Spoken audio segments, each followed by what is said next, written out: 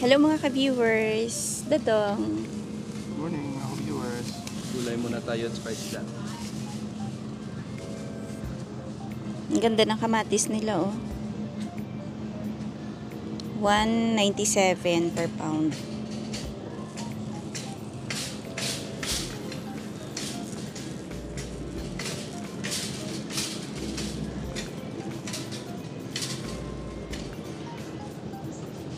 Gusto mo ano tayo pa?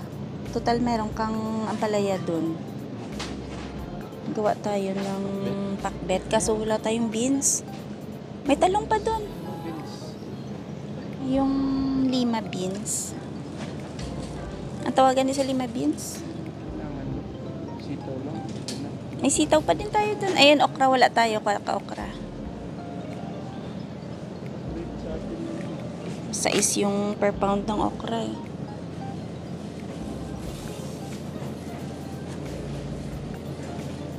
Pwede pa yung sitaw na yun. Siguro ito yung mga lumang paninda nila na mga ilalagay nila sa basurahan, no? Ifo-food bank pa ba yung ganyan? Hindi na, no? Food bank pa. Luma na eh.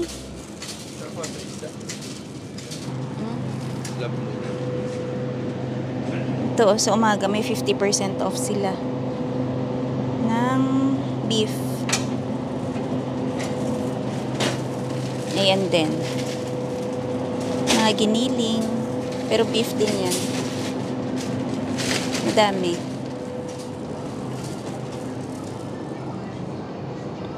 Ito naman, naka-save siya ng $3 per pound. Yung ribs nila. Pa yung ribs o mura. Pwede siyang pang sinigang. Sa islang pa o, malaki. Pa tayo pang sigang. Mas fresh yun. Oh, ito fresh. 18, isang balot. Ganyan. Kapag dalawa, 16, 17. Diba? Ito gusto mo to? Sarap yung pang sigang. Magsigang ka. Ayan. Magsigang ka na lang. Ngayon, no? Sa bagay, hindi nakapagkarne. Kuha tayo ng gabi, kahit ilang piraso lang. Ito, oh.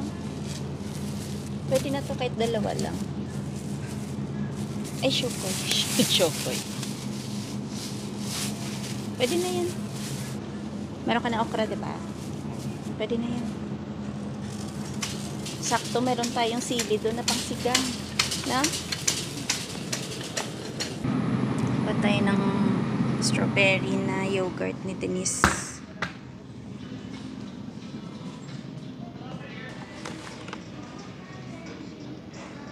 Wala sila saging ngayon, no? Saging na saba. Ay, dun sa kabila.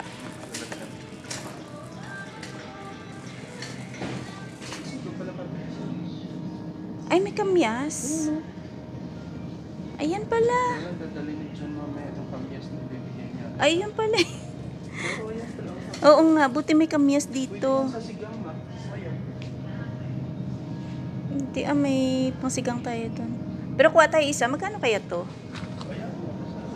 Sa kanya lang. Minsan kasi na out of stock yan eh.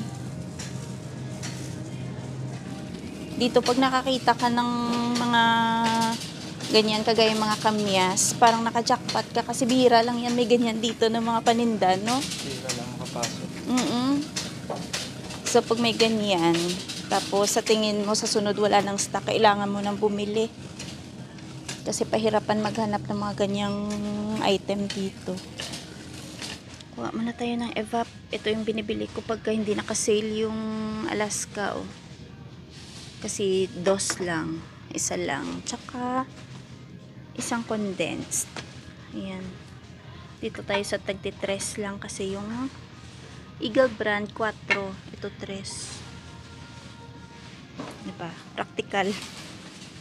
Daanin na lang sa timpla kung ano yung gagawin mong lulutuin.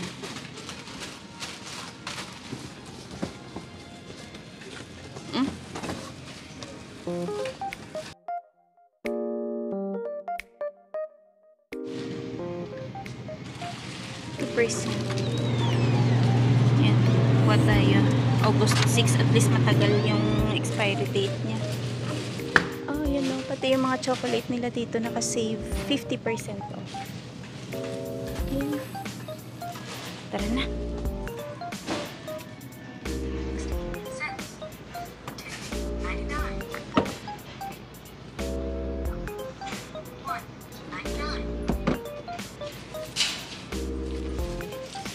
Ito lang minsan mahirap pagka ayan. Oh. Buti meron na siyang barcode, no? Dati kasi mahirap yan. Ayun, paano yan? 50% off yan, papa. Hindi mo siguro sagasan. So, yung receipt. Yung receipt ito. Yung pamili natin, $64.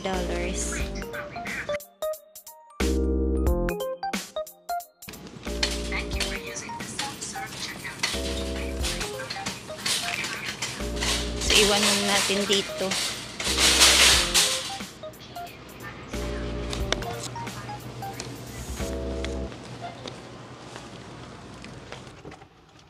Ngayon ko lang napansin, yung Dilarama pala dyan dati na binibilhan namin. Ayan, no. Wala na. Ang galing, no, pa? Ang bilis ng ano nila, ha? Nawala na yung building, no? Ano kaya yung ilalagay dyan? LED core. Ano kaya yung ipapalit nilang, ano dyan, no? Building. Store kaya, no? Anong store kaya? Sana ano, magandang store para naman kahit paano may mapuntahan tayo minsan dyan pagka nagawi tayo dito, no? Tambayan. Pero maliit lang naman yung area, no? Pang isang store lang talaga, no?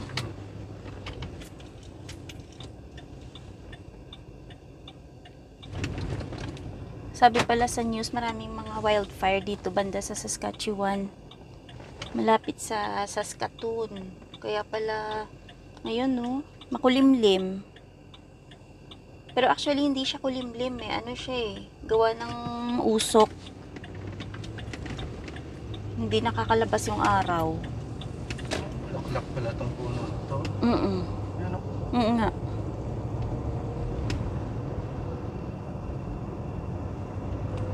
Kaya yung hangin, alam mo yun, parang wala masyadong hangin sa paligid. Oras natin mag-alas 10 na po ng umaga.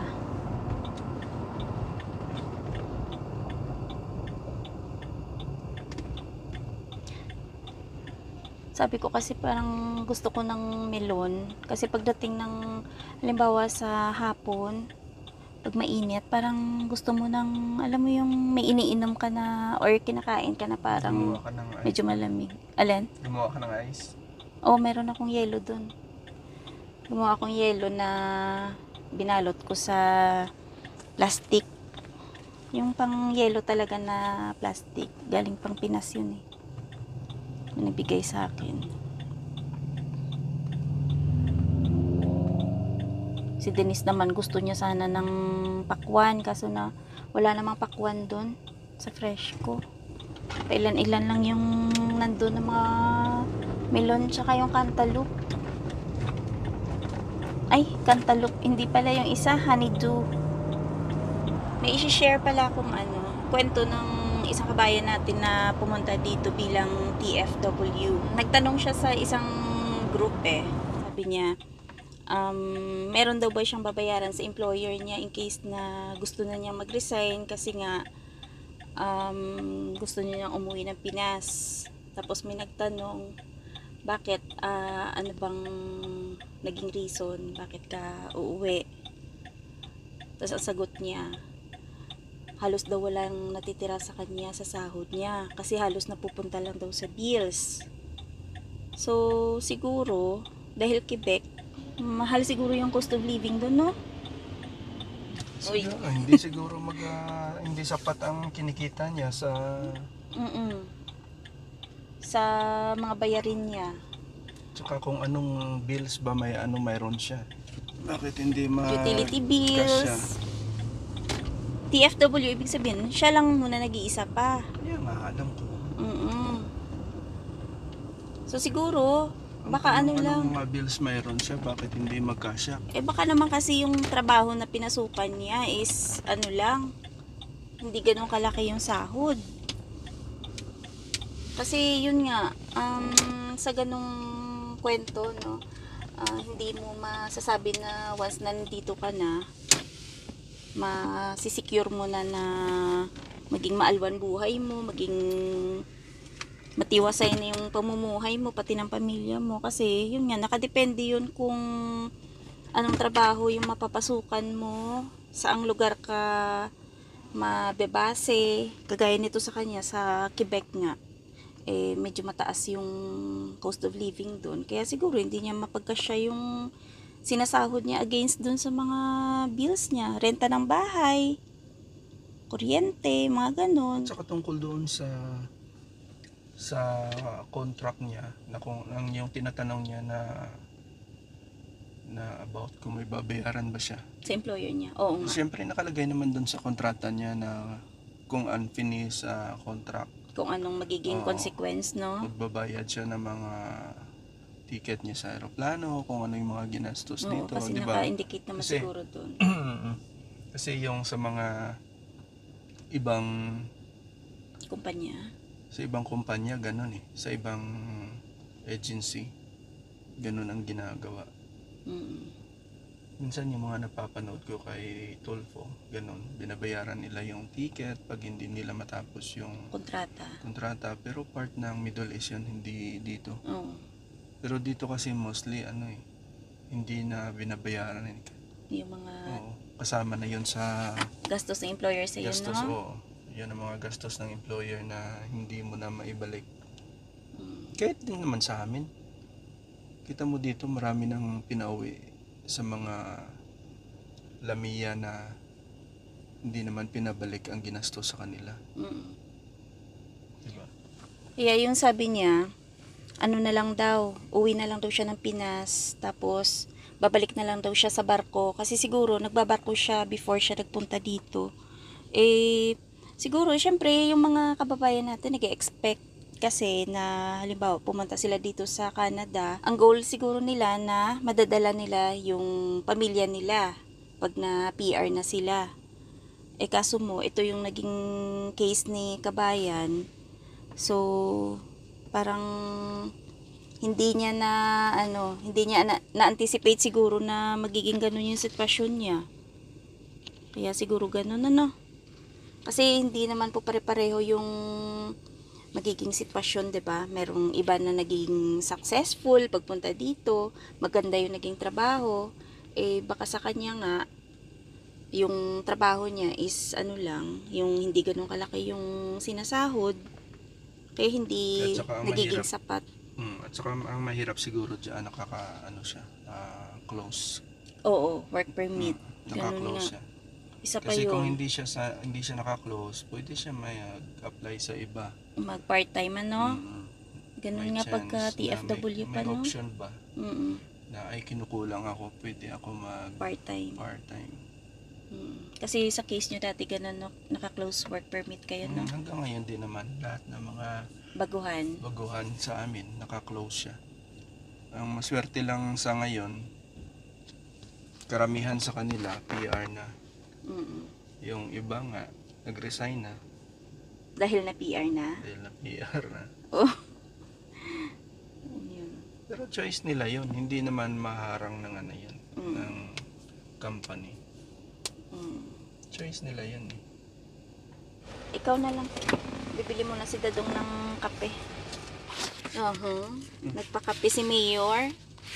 Mayor, lagi ka nang nagkakape na naman, Double-double, Ang kasiyahan natin every morning. Nga. Wait. Kaya siguro nag-decide na lang si Kabayan na babalik na lang sa Pinas at magbabarko dahil sabi niya, malaki pa daw yung sinasahod niya nung nasa barko siya. So, at least siya, meron siyang option. May babalikan siya, 'di ba? Ang ano lang doon, sayang din sana na nandito na siya. At may chance niya sana na kakasama niya yung pamilya niya. Unlike kung nasa barko ka kasi, 'di ba? Ilang months mong hindi makakasama yung pamilya mo, no? Kung ano siya, kung pamilyado siya. Oo nga. Pero kung binata naman siya, fine na. Sa matyaga ka na hindi ka naman pala kumikita, kaya nga nagtrabaho ka para kumita. Oo nga. Kaya yun ang mga ganong kwento, sinishare lang din namin yun para magkaroon ng idea yung mga yung nagbabalak pa rin pumunta dito. Marami na rin mga gantong mga gantong kwento na nangyari dito na share na rin namin before. So ito mga recent na mga kwento lang din to. Tapos maging maging awareness lang din sa mga gustong pumunta nga dito na hindi lahat ng mga nagpupunta dito ay naging successful. May mga ganong cases na yung iba nahihirapan talaga. Kaya yun, nag-give up na lang. Tapos uwi na lang ng Pinas. Ang maganda dun kung halimbawa yung iba na kahit paano nakapag-ipon at may panimula, pero what if kung ikaw talaga totally wala kang naipon, 'di ba? Kasi nga, Wala kang babalikan. Siya, di ba, ilang months pa lang sabi niya. Hindi pa niya natapos yung kontrata niya. Lawigin niya pa konti o pahabain niya pa konti yung stay niya. Oo nga, no? Try pa niya, no? Total, hindi pa naman siya nakapag-resign. I-try niya at Kasi malay mo makita ng employer na okay naman yung trabaho niya, 'di ba? Kaya nga lang dito kasi naka-contract eh. Kumbaga talagang tatapusin mo kung anong nakapaloob doon sa contract mo ayon sa sahod mo. 'Di ba? Hindi yung pwede na taasan ka kaagad ng sahod mo na kahit maganda pa yung performance mo pa. Yun lang kasi ang ano dito. Problema. So hanggang dito na lang po muna yung video natin for today. Maraming salamat sa palaging panonood. Sa mga hindi pa po nakapag-subscribe, please subscribe po sa aming channel. Ingat-ingat. Bye-bye. Bye-bye, Dadong. Bye-bye. Nagluluto po tayo ng sinigang na ribs. Ayan. Ginisak na siya kanina sa sibuyas, kamatis, tsaka bawang. Ayan. Lipat ko na siya dito sa pressure cooker. Ilagyan ko din ng gabi. Yeah. Pressure cook natin ng mga 15 minutes lang.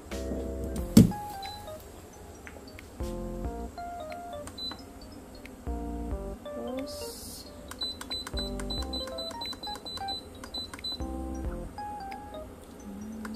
17. Okay.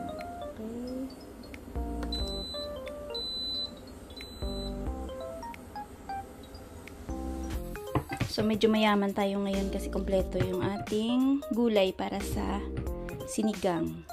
Meron tayong konting sitaw, talong. Yan nga, may okra, tsaka yun, meron na akong gabi doon na nakasabay na doon sa pakulo, sa karne. Tsaka, meron tayong bok choy.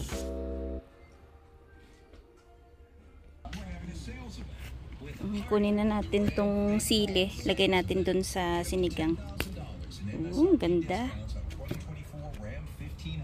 Ayan o. Kunin ko na tong dalawa. Fresh na fresh. Pang sinigang. Shala talaga. Kompleto yung aming gulay. Ayan, nilipat na natin dito yung kaldero dito sa lutuan. Kasi malambot na siya. So, lagyan na natin yung mga gulay.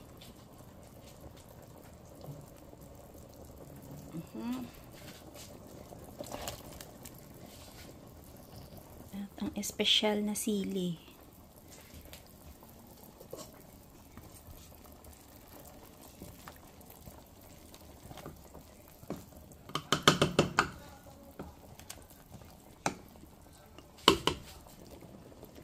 Lagyan natin ng patis pang timpla.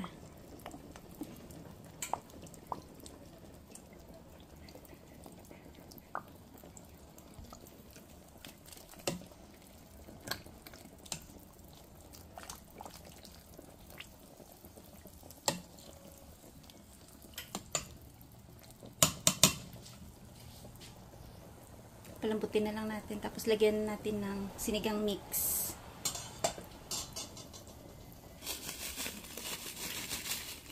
Lagyan na natin yung sinigang mix. Dagdagan natin. Okay.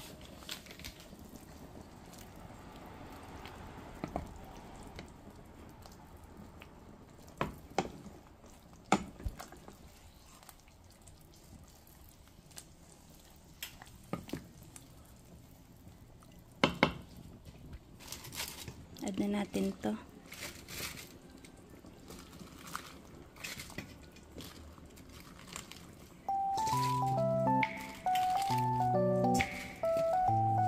Unti lang siguro kasi parang dami. Overpower yung karne natin.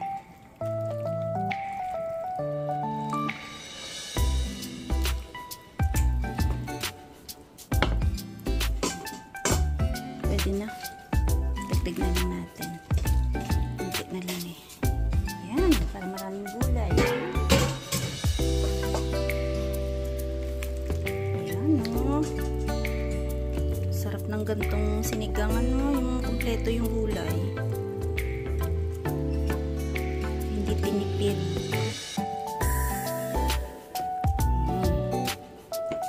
Kulo na lang tapos good na.